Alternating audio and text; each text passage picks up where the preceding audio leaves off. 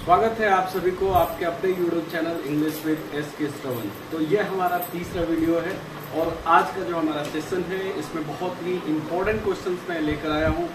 आप जो भी एस्पिरेंट्स कॉम्पिटिटिव इंग्लिश की तैयारी करते हैं, चाहे वो सीजीएल हो, बैंक हो, एनडीए हो, सीडीएस हो, किसी भी एग्जाम्स के लिए आइए हम सीधा क्वेश्चन पे चलते हैं। लेकिन क्वेश्चन पे जाने से पहले रोज की तरह सभी लोग एक बार प्यार से बोल दीजिए राधे राधे, जय श्री कृष्णा, जय श्री राधे। चलिए स्टार्ट करते हैं अपने सेशन को। तो पहला सवाल आपके स्क्रीन पे है, पहला क्वेश्चन। और पहला क्वेश्चन पूछ रहा है कि I don't remember exactly when did I go to Patna last year. ये आपका क्वेश्चन है और आज के क्वेश्चंस में मैं वेट करूंगा कि आप हमें आंसर बताएं। यानी ये जो अंडरलाइन वाला सेक्शन है, यहाँ से लेकर यहाँ तक जिसको अंडरलाइन किया गया है, आपको बताना ये है कि क्या ये सही है या गलत है। अगर ये गलत है तो इन चार में से इनमें से कौन सा होगा, और अगर ये सही है तो आपका आंसर होगा नो इम्प्रूवमेंट। इसका मतलब ये जो क्वेश्चन है ये है आपका सेंटेंस इम्प्रूवमेंट का question. So my dear students, are you ready, are you excited? If yes, come on giving the answer, just I am waiting for you. मैं आप सभी का इंतजार कर रहा हूँ। कमेंट में आंसर लिखना बता दीजिए। यहाँ पर लिखा हुआ है when did I go to Patna last year. तो एक चीज आप याद रखिएगा, यदि आपके क्वेश्चंस में कभी भी लास्ट के साथ अगर कोई टाइम आता है, यानी last year, last month, last week, last day आता है, तो आप हमेशा याद रखेंगे कि हम इसके साथ हमेशा सिंपल पास्ट टेंस का यूज करते हैं। बताइए किसका यूज करेंगे? Simple past tense. तो अब बहुत सारे स्टूडेंट्स हमारे ये सोच रहे होंगे कि सर ये बिल्कुल सिंपल पास्ट में ही लिखा गया है व्हेन डिड आई गो, लेकिन ये गलत है क्योंकि ये कंप्लीटेड एक्शन को बता रहा है। और जब कंप्लीट एक्शन को बता रहा होता है तो हम वहां पे व्हेन, यानी ये जो व्हेन लिखा है, इस व्हेन के बाद हम सब्जेक्ट लिखेंगे और सब्जेक्ट के बाद वर्ब का सेकेंड फॉर्म आएगा। तो यहाँ देखिए आप, ये क्या लिखा हुआ है? Last year. बिल्कुल सही सुना आपने, बोलिए मेरे साथ, क्या लिखा हुआ है? Last year. लास्ट ईयर लिखा है तो हम किस पर जाएंगे? तो हम जाएंगे यहाँ पे व्हेन। व्हेन के साथ क्या आएगा? आई हमारा क्या है? सब्जेक्ट है। इस सब्जेक्ट के बाद यहाँ पर वर्ब का कौन सा फॉर्म आया है? Second form. ये बिल्कुल सही है, यानी हमारा जो राइट आंसर है वो होगा ऑप्शन नंबर सी। तो आपने इस पहले क्वेश्चन से क्या सीखा? आपने ये पहले क्वेश्चन से ये सीखा है कि यदि किसी भी सेंटेंस में कोई भी पास्ट टाइम मार्कर आता है और अगर वो कंप्लीटेड एक्शन को बताता है तो उसके साथ हम हमेशा सिंपल पास्ट टेंस का यूज करते हैं। चलिए तो आइए हम मूव करते हैं अपने सेकंड क्वेश्चन की तरफ। इससे जाने से पहले मैं आपको ये बता दूं कि ये जो क्वेश्चन है ये एनडीए 2014 का क्वेश्चन पूछा गया था, यानी ये क्वेश्चन आपके एनडीए के एग्जाम में 2014 में आया था। चलिए अगला सवाल आपका क्या पूछ रहा है? कह रहा है कि even he worked hard he failed in the examination. कह रहा है कि वो एग्जाम के लिए कड़ी मेहनत तो करता है लेकिन एग्जाम में फेल हो गया।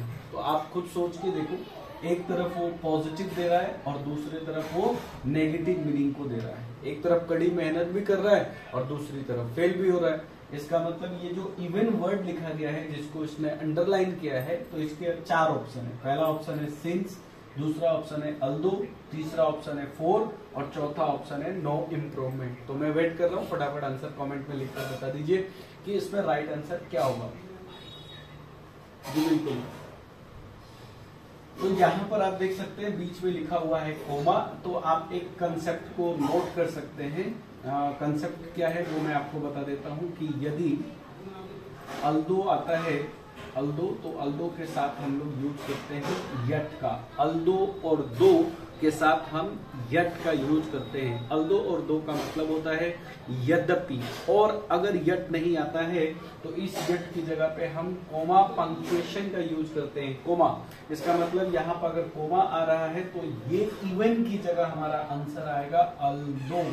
तो आपका यहाँ पे राइट आंसर क्या हो जाएगा? ऑप्शन नंबर बी आपका बिल्कुल राइट आंसर होगा। तो बहुत सारे स्टूडेंट्स आंसर देना स्टार्ट कर दिए हैं।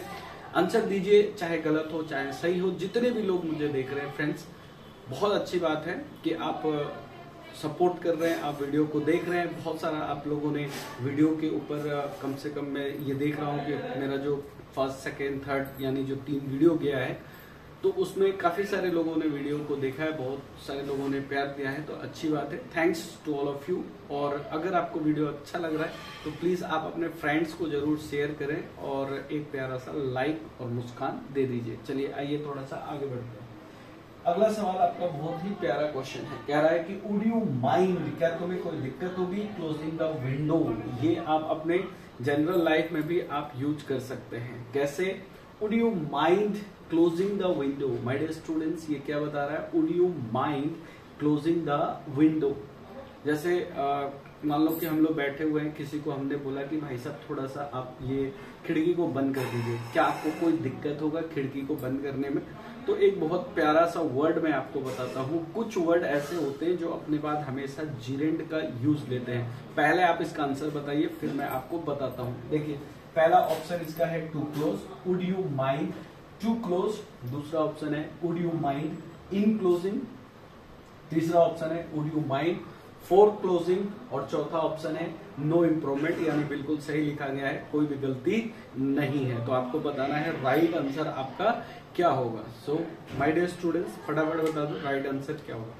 आज के बाद ये क्वेश्चन कभी गलत नहीं होगा, ये मेरी जिम्मेवारी। लिख लीजिए कॉपी में, नोट डाउन कीजिए, मैं आपको देख रहा हूं। यदि किसी भी सेंटेंस में माइंड वर्ड आता है, माइंड MIND, माइंड जिसका मतलब होता है ध्यान देना, यदि किसी भी सेंटेंस में माइंड आता है तो इस माइंड के बाद हम हमेशा जीरेंड का प्रयोग करते हैं। किसका प्रयोग करते हैं? जीरेंड। और जीरेंड क्या होता है? Verb plus ING। Verb plus ING जब नाउन की तरह काम करता है तो उसे हम जीरेंड कहते हैं। बिल्कुल सही आपने सुना, इसको नोट डाउन कर लीजिएगा, अच्छा रहेगा। आने किसी भी एग्जाम्स में पूछा जा सकता है। वर्ड आप याद रखेंगे, माइंड लिखा हुआ है और माइंड के साथ इसमें क्लोजिंग वर्ड लिखा है, यानी close plus ING, verb plus ING है, और ये बिल्कुल सही है, तो इसमें कोई भी एरर नहीं है। तो आंसर हो जाएगा नो इम्प्रूवमेंट रिक्वायर्ड। चलिए नेक्स्ट क्वेश्चन की तरफ मूव करते हैं। कह रहा है कि the meeting has been put out to Friday next. कह रहा है मीटिंग जो है has been put out to Friday next. सबसे पहले आप ये देखिए, लिखा हुआ है पुट आउट, मतलब इस मीटिंग को अगले फ्राइडे के लिए स्थगित कर दिया गया है, आगे बढ़ा दिया गया है। क्या ये फ्रेजल वर्ब जो लिखा है ये सही है? तो जो हमारे बिगिनर या न्यू स्टूडेंट्स देख रहे हैं, ध्यान से सुनिएगा। यदि किसी वर्ब के साथ प्रीपोजिशन को जोड़ दिया जाता है तो वो फ्रेजल वर्ब का काम करता है। फ्रेजल वर्ब का अपना कोई शाब्दिक अर्थ नहीं होता, इसका एक अलग ही मीनिंग होता है, इसलिए ये फ्रेजल वर्ब आपको याद करना पड़ता है। ये जो पुट वर्ड लिखा है ये पुट वर्ब है, और इस वर्ब के साथ जो आउट लिखा गया है ये आपका प्रीपोजिशन है। मेरे साथ बोलेंगे, यदि किसी वर्ब के साथ, बिल्कुल सही, अगर कोई प्रीपोजिशन आता है तो वो फ्रेजल वर्ब का काम करता है। फ्रेजल वर्ब का अपना कोई भी शाब्दिक अर्थ नहीं होता, इसका मीनिंग बिल्कुल अलग होता है। फॉर एग्जाम्पल मैं बताना चाहूंगा, जैसे मैं बोलूं कि लुक आफ्टर, तो लुक का मतलब होता है देखना, आफ्टर का मतलब होता है बाद में, इसका मतलब हुआ बाद में देखना, पर ऐसा नहीं है। लुक आफ्टर का मतलब होता है देखभाल करना। ठीक उसी प्रकार से इस क्वेश्चन में ये पूछ रहा है कि ये जो पुट आउट लिखा है क्या ये सही है? मीटिंग को आगे बढ़ा दिया गया है, अगले फ्राइडे तक स्थगित कर दिया गया है, तो इसका जो राइट आंसर होगा वो होगा आपका पुट ऑफ। पुट आउट का आप लिख लीजिए, इसका मतलब होता है टू एक्सटिंग्यूश। एक्सटिंग्यूश का मतलब क्या होता है? बुझाना, यानी कैंडल को जब हम बुझाते हैं तो उसको इंग्लिश में पुट आउट कहते हैं, लेकिन किसी चीज को आगे बढ़ा देने को, स्थगित करने को इंग्लिश में पुट ऑफ कहा जाता है। ठीक उसी प्रकार से अगर मैं बोलूं पुट ऑन का मतलब होता है ड्रेस को पहन लेना, पुट ऑन योर ड्रेस। ठीक वैसे ही अगर मैं ये कहूं पुट डाउन, इसका मतलब होता है, जो मैं पढ़ा रहा हूं वो आप अपने कॉपी में नोट डाउन कर लीजिए, लिख लीजिए। तो ये फ्रेजल वर्ब एक कमाल की बहुत प्यारा सा आपका कंटेंट है जो आपको शायद पढ़ना चाहिए सभी स्टूडेंट को, चाहे वो कॉम्पिटिटिव की तैयारी करते हो नहीं करते हो, क्योंकि जनरल लाइफ में भी इसका बहुत ज्यादा यूज है। तो इसका राइट आंसर क्या हो जाएगा? पुट ऑफ राइट आंसर हो जाएगा, बी ऑप्शन इसका हो जाएगा। आगे 5 नंबर क्वेश्चन देखिएगा, कह रहा है he is resembling his father. तो सबसे पहले हम वर्ड रिजेंबलिंग का मतलब समझते हैं। रिजेंबलिंग मतलब क्या होता है? रिजेंबलिंग का मतलब होता है किसी के जैसा दिखना। फॉर एग्जाम्पल मान लीजिए कि अगर मैं कहूं कि मेरा चेहरा मेरी माँ की तरह दिखता है या तुम्हारा चेहरा तुम्हारे पिता की तरह दिखता है, इसका मतलब आप अपने किसी फैमिली मेंबर की तरह दिखते हो। रिजेंबल का मतलब होता है किसी के जैसा दिखना। और ये जो रिजेंबल वर्ड होता है ये एक स्टैटिक वर्ब होता है और स्टैटिक वर्ब में जनरली ING फॉर्म का यूज नहीं होता। बिल्कुल सही सुना आपने, ये बहुत ही प्यारा कंटेंट है और इसको मैं जरूर पढ़ाऊंगा एक पूरे कंप्लीट वीडियो के अंदर। स्टैटिक वर्ब का प्रयोग हमेशा सिंपल प्रेजेंट टेंस में करना चाहिए, यानी या तो हम वर्ब का फर्स्ट फॉर्म यूज करते हैं, नहीं तो वर्ब के फर्स्ट फॉर्म में SES लगाते हैं। तो साहब आप बता दीजिए, जब ING ही नहीं आएगा तो इज भी नहीं आएगा। तो इसके जो 4 ऑप्शन दिए गए हैं आप देखिए, लिखा है वॉज रिजेंबलिंग, तो ये गलत है। यहाँ पे लिखा है हैज रिजेंबल्ड, ये भी गलत है। तो यहाँ पे राइट आंसर क्या हो जाएगा? ही रिजेंबल्स हिज फादर, वह अपने पिता की तरह दिखता है। ही के साथ हम सिंगुलर वर्ब का इस्तेमाल करते हैं, तो आंसर नंबर C आपका बिल्कुल राइट आंसर होगा। उम्मीद करता हूँ कंटेंट अच्छा लग रहा है आपको और आप सीख भी रहे हैं कुछ न कुछ, है ना। तो चलिए आगे बढ़ते हैं। कह रहा है कि he is definitely the cleverer among the two. So my dear students, वो कह रहा है कि निश्चित रूप से वो दोनों में से चालाक है। निश्चित रूप से वो दोनों में से चालाक है। तो भाई दो के लिए मैंने अमंग कब पढ़ा दिया, या आपने अमंग कब पढ़ा है? आपने पढ़ा होगा, ध्यान से सुनेंगे। बिटवीन का प्रयोग हम दो के लिए करते हैं, वहीं अमंग का प्रयोग हम दो से ज्यादा के लिए करते हैं। और ये प्रीपोजिशन टॉपिक का क्वेश्चन है, लेकिन एक्चुअल में ये प्रीपोजिशन से नहीं लिया गया है, ये डिग्री टॉपिक का क्वेश्चन है। यदि ध्यान से सुनेंगे, यदि अगर हम ये कहें कि वो दोनों भाइयों में से अच्छा है, तो he is the better of the two brothers, यानी वो दोनों भाइयों में से अच्छा है। तो हमने कंपैरेटिव डिग्री के बाद ऑफ द टू का प्रयोग किया है। आइए क्वेश्चन को दोबारा पढ़ के देख लेते हैं। कह रहा है कि he is definitely the cleverer among the two. So ये जो क्लेवरर वर्ड है ये कंपैरेटिव डिग्री है, इससे पहले द आया है और इसका कंपैरेटिव डिग्री के बाद द टू लिखा हुआ है, यानी आपको यहाँ ऑफ लगाना पड़ेगा, ऑफ द टू, यानी वो दोनों में से ही चालाक है। तो इसका जो राइट आंसर हो जाएगा साहब, ये क्या लगाना पड़ेगा? B is the right answer my dear students. तो shall we move to our next question. क्या हम लोग अगले क्वेश्चन की तरफ मूव करें? मैं स्क्रीन से हट जाता हूं, आप इसका स्क्रीनशॉट ले लीजिए। अगले क्वेश्चन की तरफ मूव करते हैं।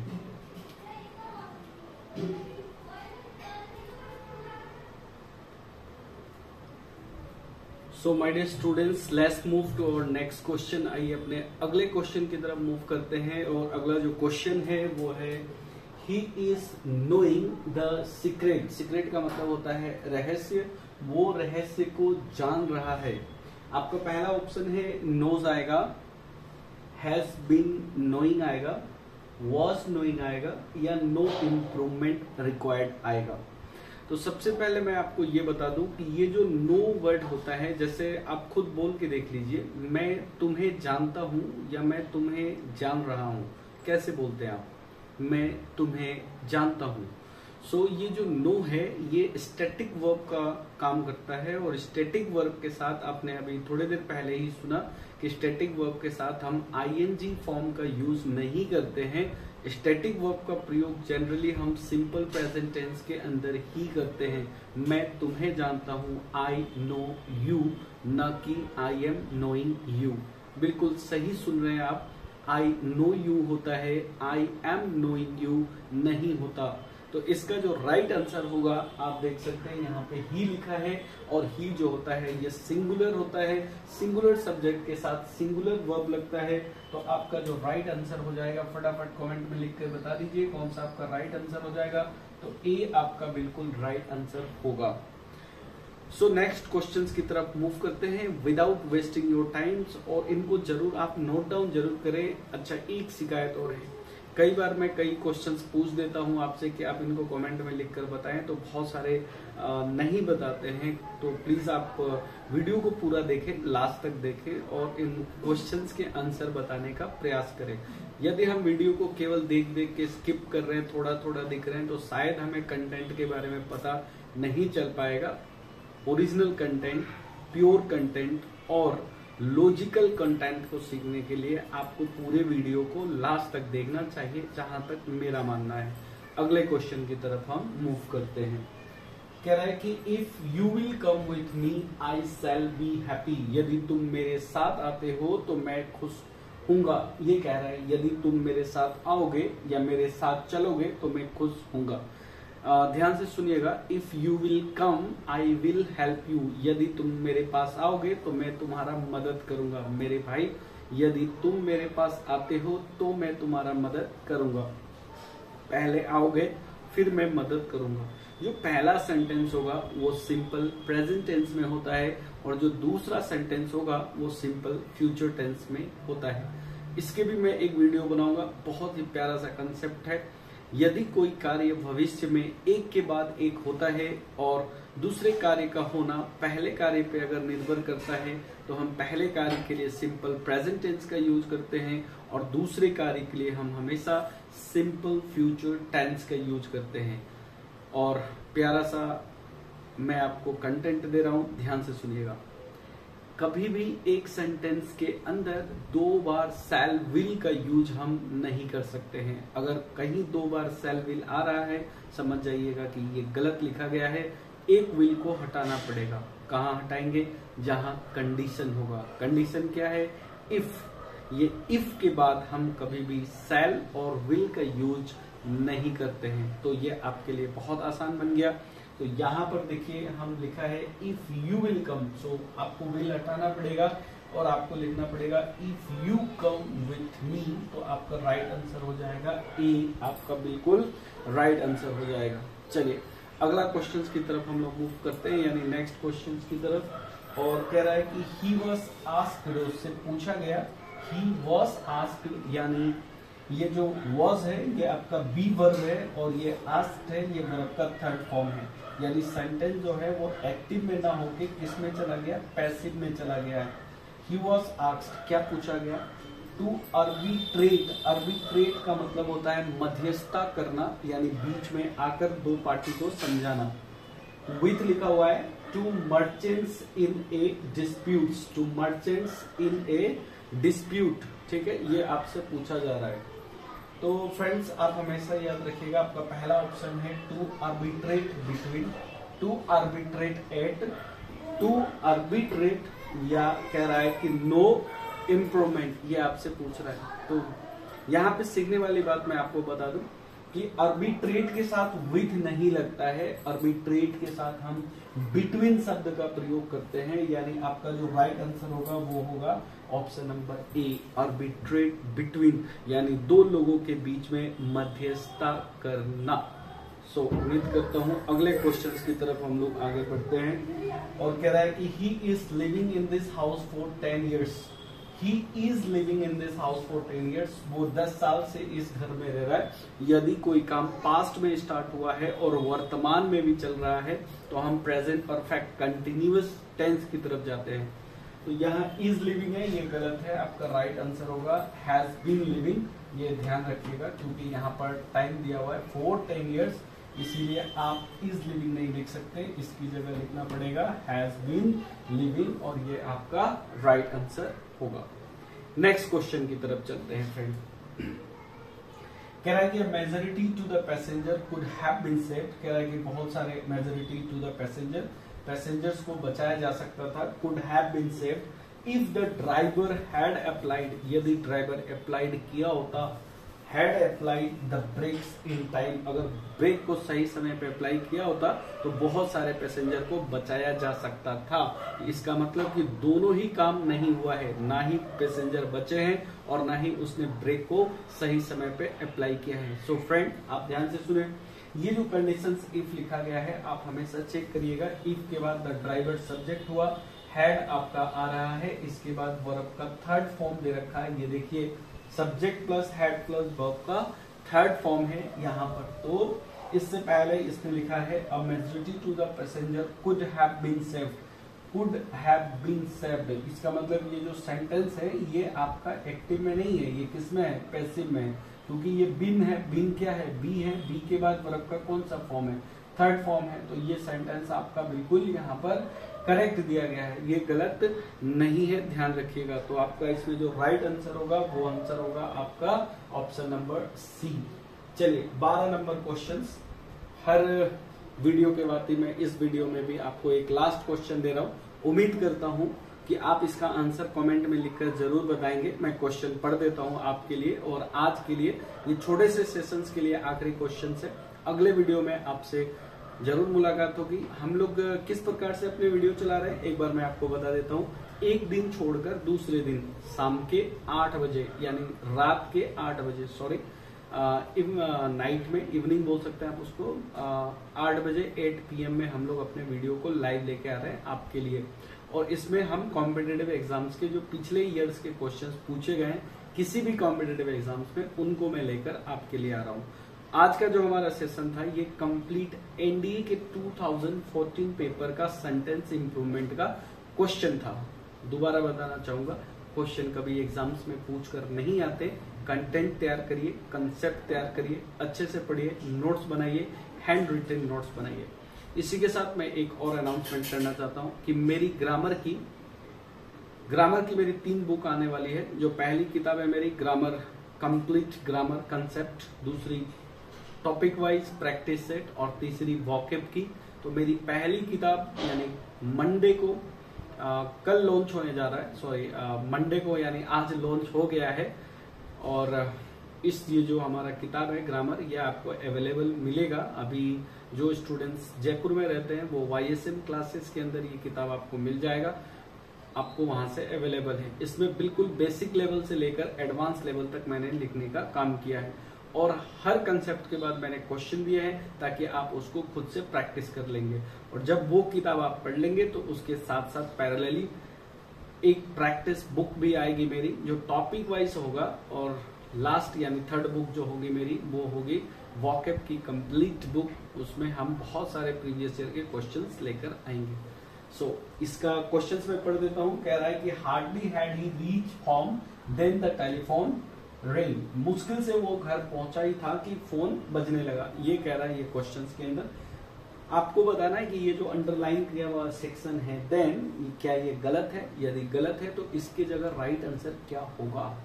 उम्मीद करता हूं आप इसका आंसर जरूर बताएंगे। आज के लिए इस वीडियो में इतना ही। जाने से पहले एक बार प्यार से सभी लोग बोल देंगे राधे राधे, जय श्री कृष्णा, और मिलते हैं अगले वीडियो में।